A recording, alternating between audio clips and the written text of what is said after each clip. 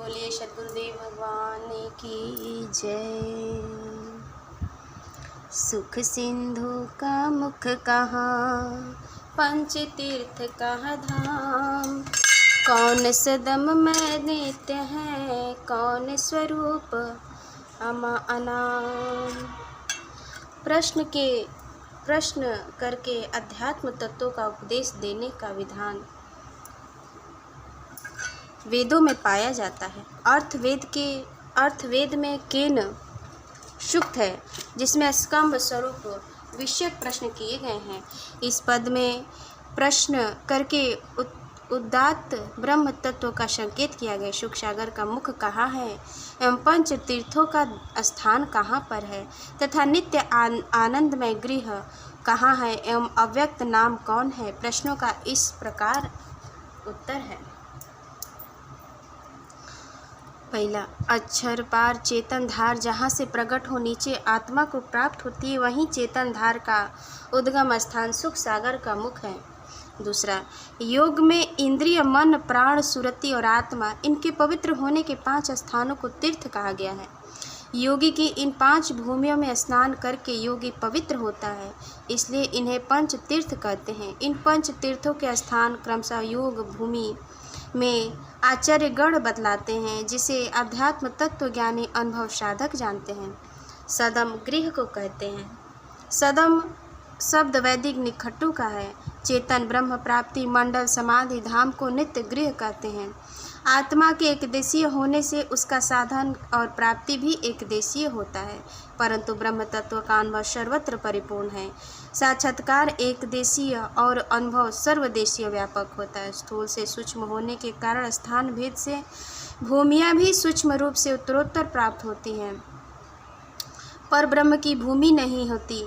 वह तो सर्वव्यापक वस्तु है, परंतु आत्मा की प्राकृतिक कारण हटाने के लिए साधन योग द्वारा आत्मा में निहित पर ब्रह्म की प्राप्ति के लिए सूक्ष्म होना पड़ता है, और उस सूक्ष्मता की गहराई स्थान भेद से उत्तरोत्तर सूक्ष्म हो जाती है।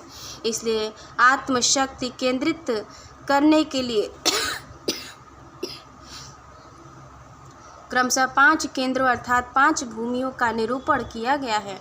चेतन परमानंद परम प्रभु ही नित्य गृह हैं, जिससे समस्त चराचर प्राणी आश्रय पाकर अपने कार्यों का उपभोग करते हैं। इस चेतन नित्य सत्ता का भी कभी नाश नहीं होता, पर ब्रह्म नित्य होने से उसकी प्राप्ति भी नित्य है। इसलिए उस चेतन गृह परमानंद समाधि मंडल साकेत और नित्य सदम में कहा गया है। इसलिए उस चेतन गृह परमानंद समाधि मंडल को साकेत नित्य सदम में कहा गया है। उस पर ब्रह्म के स्वरूप का वर्णन नहीं हो सकता, क्योंकि वह मन बुद्धि वाणी का विषय नहीं। इसलिए उस ब्रह्म सत्ता के स्वरूप का लक्षण वाणी द्वारा वर्णन नहीं हो सकता, क्योंकि वह अवाच्य अकथनीय तत्व है। इसलिए कह अकह अगोचर होने से उस स्वरूप को अनाम कहते हैं। जिस पदार्थ को आत्मा अनुभव करती है, उस चेतन अनुभव को जड़ वाणी कैसे वर्णन कर सकती है। संसार के भौतिक सुखों के स्वरूप वर्णन नहीं किए जा सकते। उनका अनुभव होने पर ही उनके स्पष्ट यथार्थता प्राप्त हो सकती है। तब प्राकृतिक पार अनुभव गम्य आनंद का वर्णन कैसे हो सकता है। इसलिए इसकी पूर्ण मर्मज्ञता रसास्वादन करने पर ही विविध हो सकेगी। यह अनुभव गम्य परम सुख का वर्णन का वाणी का विषय नहीं है। चेतन का आनंद है, योग है। इसलिए इस पद में परम पुरुष के स्वरूप का वर्णन करने में असमर्थता प्रकट कर उसे अनाम घोषित किया गया है। सुख पदार्थ अन्य नहीं प्राप्त बढ़ कोई, अन्य उच्च कोई पद नहीं, नाम बड़ा नहीं सोई। सच्चिदानंद परम पुरुष से भिन्न सुख देने वाला दूसरा पदार्थ नहीं, और इससे भिन्न दूसरा कोई प्राप्त करने योग्य श्रेष्ठ पदार्थ भी नहीं। इस ब्रह्मानंद प्राप्ति जीवन मुक्ति अवस्था प्राप्ति से भिन्न दूसरा कोई अवस्था या पद नहीं। सार शब्द परम पुरुष से श्रेष्ठ दूसरा कोई पदार्थ नहीं, पर ब्रह्म सत्य पुरुष के द्वारा ही जीवन को सुख शांति की प्राप्ति होती है। यही जीवन का सर्वश्रेष्ठ कार्य है, जो इस मानव जीवन में ही प्राप्त हो सकता है। अतएव पुरुषार्थी आत्माएं शरीर से परम पुरुष की प्राप्ति कर सर्वोच्च जीवन मुक्ति पद को प्राप्त कर सर्व ओर से पूर्ण कृतज्ञ हो जाती है। यही जीवन की सर्वश्रेष्ठ सार्थकता है। काम बृहत नहीं आहि से भिन्न तुम्हारे न कोय, हे अज्ञानी जीव जड़ा क्यों न भजन कर सोय। मनुष्य जीवन में ईश्वर प्राप्ति के अतिरिक्त दूसरा मुख्य उद्देश्य नहीं है। सबसे बड़ा काम प्रभु की प्राप्ति, इससे भिन्न दूसरा कर्तव्य श्रेष्ठ नहीं। हे अज्ञानी विवेकहीन जीव, उस परम प्रभु का भजन करता है। संसार में सबसे श्रेष्ठ महान कर्तव्य प्रभु का भजन ही है। इसी के द्वारा जीवन के समस्त फल प्राप्त होते हैं। प्रभु भक्ति ही जीवन का सार है, इससे बढ़कर दूसरा जीवन में मौलिक उद्देश्य नहीं है। अतः हम सर्व काम छोड़कर प्रभु की उपासना करें, क्योंकि यही जीवन की परम कृतज्ञता है। अब तुम क्या संसार में चाहो या से भिन्न, बन स्वभाव अज्ञान में मन वच काया लीन। प्रभु प्राप्ति के अतिरिक्त अब तुम इस असार संसार में क्या चाहते हो? अज्ञान मोह के कारण प्रकृति के बंधन में पड़कर शरीर मन वाणी के विषय में लगे हुए हो। आत्मा अज्ञान से अपने स्वरूप को भूलकर प्राकृतिक देह संघात का ममत्व कर जड़ विषयों के भोग में लीन हो गई है एवं जड़त्व अभिमान से युक्त होकर शरीर मन वाणी के विषयों के प्रदुप्त होकर चलती है। अपने स्वरूप का उसे ज्ञान नहीं है। वह माया के जड़ स्वरूप को नहीं, अपना स्वरूप को ही अपना स्वरूप समझ रही है। इस मोह अज्ञान निशा में अनेक जन्मों से भटकते हुए संसार चक्र के महान कष्ट को भोग रही है। संसृत चक्र से छूटने का उपाय नहीं करती। प्रभु भक्ति से ही संसार का आवागमन त्रिताप दुख छूटता है, इसके अतिरिक्त दूसरा उपाय नहीं है।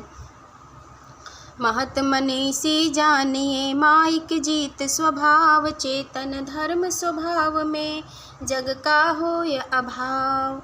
महान मेधावी अनुभव तत्वदर्शी उसी को समझें जिसने प्रकृति के त्रिगुण स्वभावों पर विजय प्राप्त करके अपने शुद्ध चेतन धर्म की प्राप्ति की एवं जगत के तिरोभाव कर दिया। अर्धमुख झाकी भई बन गए यज्ञ स्वभाव, भजन निरंतर जानिए उद्मुख सहज स्वभाव। मुक्ति से अर्ध द्वार को देखते देखते यह जीव अज्ञान से जड़ स्वभाव को प्राप्त कर लिया। आत्मा की अर्ध दृष्टि ही जीव के पतन का कारण है, इसलिए आत्मिक चेतना ऊर्ध्वमुख करके अपने सहज शुद्ध स्वरूप से महाप्रभु का भजन कीजिए। आत्मा को मुक्ति से आने का संस्कार उसके अंदर रहता है। आत्मा को मुक्ति से आने का संस्कार उसके अंदर रहता है। जितना कर्म भोग जीव करता है उन सभी कर्मों का संस्कार चित्त के अंदर संचित हो जाता है। जब योगाभ्यास में चित्त के संस्कार प्रकट होने लगते हैं तब सभी पुरातन कर्म आत्मा के सामने प्रकट होने लगते हैं। इसी प्रकार जीवन मुक्त योगी को अपने अंदर मुक्ति से सभी धर्म और व्यवहार स्पष्ट प्रकट हो जाते हैं। आत्मा की शुद्ध अवस्था प्राप्त हो जाने पर समस्त जड़ चेतन पदार्थों का ज्ञान प्राप्त होता है। इसलिए जीवन मुक्त योगी को मुक्ति का ज्ञान सदैव स्मरण रहता है। उसी भाव को इस पद में दर्शाया गया है। जिन लोगों को मुक्ति से आवृत्त जानने के लिए तर्क बुद्धि या शास्त्र प्रमाणों की आवश्यकता होती है वे योगी ऋषि नहीं, क्योंकि जीवन मुक्त योगी में स्पष्टतः मुक्ति तत्व का परिचय रहता है और जीवन अर्धमुख झांकी करने से ही जीव जगत में प्रकट हो जाता है। यह अनुभूति योगियों को सदैव प्रत्यक्ष रहती है। इसलिए योग द्वारा आत्मिक चेतना को ऊर्ध्वमुख करके निरंतर प्रभु का भजन करनी चाहिए। यही इस दोहे का अभिप्राय है। कथन त्याग वैराग की बिना ज्ञान किस काम, शोभा पावन पति बिना महिला साज निकाम। सद्गुरु अनुभव भेद ज्ञान साधन से रहित होकर त्याग वैराग्य का कथन किसी काम का नहीं, अर्थात अभ्यंतर भेद साधन से युक्त होकर वैराग्य और त्याग की महिमा है। केवल ब्रह्म संसार का संबंध छोड़कर विषय तृष्णा से रहित हो जाने से ही प्रभु प्राप्ति नहीं होती। इसके परोक्ष अपरोक्ष तत्व ज्ञान तथा अनुभव योग भेद साधन करने की आवश्यकता है। वाचक ज्ञान और ब्रह्म जगत के त्याग कर देने से ही अंतर्मुख जगत में प्रवेश नहीं हो सकता, बल्कि इसके लिए सद्गुरु के साधन अनुभव तत्व ज्ञान की आवश्यकता है। अनुभव तत्व ज्ञान से रहित संन्यास और वैराग्य उस प्रकार का है जिस प्रकार सौभाग्यवती महिला का श्रृंगार पति के बिना शोभा नहीं पाता, बल्कि व्यर्थ सिद्ध होता है। इसलिए सद्गुरु अनुभव साधन तत्व की प्राप्ति से ही भजन करने से वैराग्य और त्याग सफल होता है। ब्रह्म प्रपंच माया को छोड़कर संन्यास लेकर वन में जाने से प्रभु की प्राप्ति नहीं होती, बल्कि आत्म उत्थान के लिए ब्रह्म विद्या योग्य अभ्यास द्वारा प्राकृतिक जगत से असंग हो चेतन विकास द्वारा जगत का त्याग और विषयों से वैराग्य होने पर प्रभु की प्राप्ति होती है। ज्ञानहीन त्याग और वैराग्य मन के अंदर होता है और मन के विचार और मनन से मनसा का त्याग एवं आत्म साक्षात्कार प्रभु प्राप्ति नहीं होती। इसके लिए योग की ही एकमात्र साधन है, जिससे आत्मा की चेतना इंद्रिय जगत से हटकर शुद्ध स्वरूप में आने लगती है और क्रमशः आत्मिक उत्थान से परमानंद की प्राप्ति का साधन होने लगता है। अतएव चेतन ब्रह्म प्राप्ति के अनुभव साधन द्वारा पर ब्रह्म की प्राप्ति का साधन करना चाहिए। बाहरी त्याग और मत माया के प्रपंच में नहीं पड़ना चाहिए। बिना ज्ञान वैराग्य के प्रभु से मिलन न होय, जग बंधन छोटे नहीं जन्म मरण दुख होय। मन माया मरती नहीं, नहीं वासना नाश, यह शरीर मर मर गया कर माया मन नाश। आशा तृष्णा किमि मरे मन माया किमि नाश, वे न युक्ति बतलाइए कवन मार्ग तत्व सत्य भास।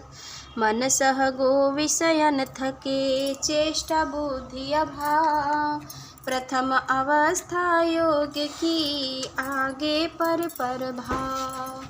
प्रेम से बोलिए सद्गुरुदेव भगवान की जय।